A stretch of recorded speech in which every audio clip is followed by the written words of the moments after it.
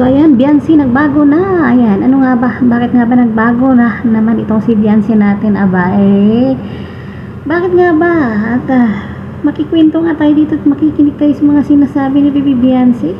Kung ano nga ba ang kaibahan bukod sa nagkaroon po siya ng isang magandang bahay na napakalaki na napakaganda at puno po ng mga gamit. At bumabaha pa rin ang mga blessings galing sa kanyang mga nagmamahal na mga sponsors.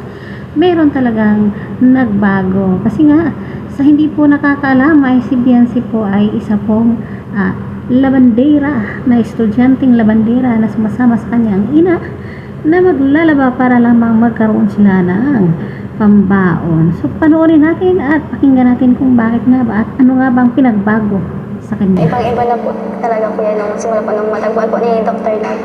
Hindi na po yung Biancy na nangungutang sa ating daanan. Tapos, yung nagsasama po, lagi po kami nasa bundok din dati nun.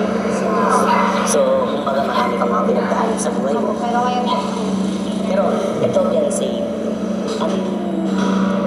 pwede mo maibigay na inspirational message sa mga makakapanood nito, lalo na mga kabataan na katulad mo, na nangarap din na magkaroon ng magandang bahay, na ngayon na naranasan mo na.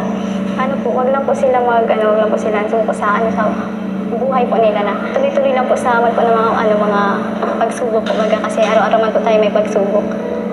Yun. Huwag po mawala ng pag-asa. Ano lang gusto mong sabihin sa mga basher? Kasi alam naman natin si Biancy sobrang loyal sa Team Kalinga. Wala na masasabi talaga ito.